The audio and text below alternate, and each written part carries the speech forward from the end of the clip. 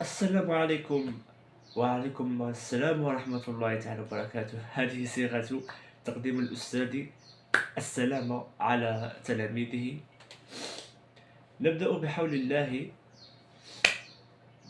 نكمل درس القواعد للطور المتوسط السنة الأولى واليوم دروس سهلة وجديدة.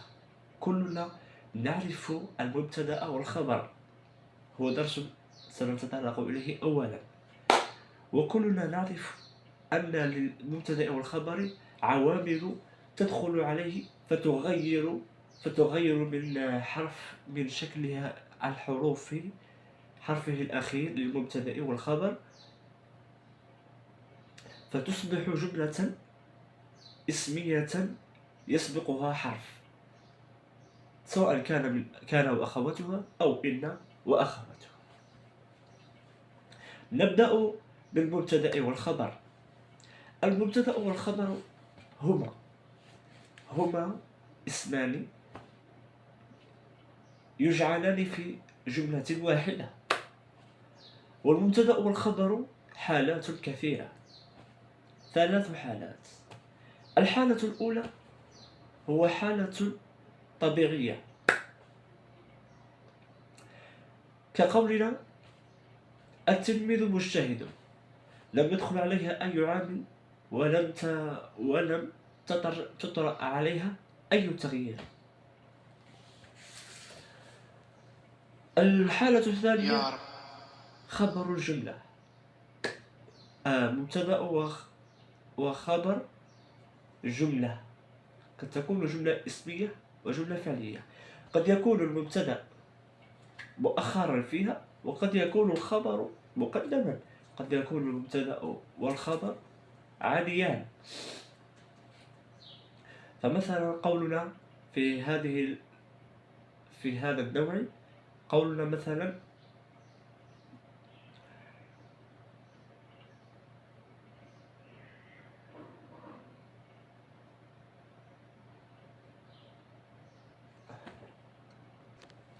الطفل يكمل دروسه. الطفل مبتدأ والخبر يكمل دروسه خبر جملة فعلية. وحالة عكسية، أن يكون الخبر مقدما ويكون المبتدأ مؤخرا، كقولنا انصياع الملوك لعظمة حدث الإسراء. كقولنا في حالة وجوب أو جواز تقديم الخبر على المبتدأ: ما ناجح إلا المجتهد. فهنا قد قدم خبر النجاح على صفة المجتهد، على حالة المجتهد، فيمكن أن نقول المجتهد ناجح، فهنا قدم خبر نجاحه عليه اسمه، اللهم ارحمنا لا ناجح برحمتك. إلا المجتهد. ننتقل إلى أيضا مبتدأ والخبر. خبر شبه جملة، أو يمكن أن نقدم الخبر على المبتدأ أيضا في هذه الحالة. وله حالات عديدة في وجوب تقديم الخبر على المبتدأ أو جواز تقديم الخبر على المبتدأ، كقولنا في جملة: الممحات في الطاولة. هنا المبتدأ هو ممحات، فقد ذكرت اسم الحالة قبل خبرها. الممحات في الطاولة. في الطاولة خبر شبه جملة لأنه ظرف مكان. انتباه، شبه جملة يعني أننا نضع الجملة التي بعد المبتدأ أو العكس في ظرف مكان أو ظرف زمان أو في سؤال. سميها. إذا عكسنا الجملة وطرحنا سؤالا: أين المبحث؟ هنا قدم المبتدأ في هذه الحالة، فطرح كسؤال، خبر قد وجب أو أجيز تقديمه، لأنه يطرح اللهم صل على خبر سيدنا المبحث محمد. أين ذهبت. هنا وجب علينا تأخير المبتدأ لكي نعرف أين هو المبحث في الطاولة. العكس، أو قولنا الطاولة مملوءة بالصناديق. هنا قد عكس كل شيء. جملة طرح فيها تقديم خبر الصناديق. هم في الطاولة، هم موجودون في الطاولة، مملوءون فيها. الطاولة مملوءة هذه الصفة لا نعرفها مبتدأ. وفي الطاولة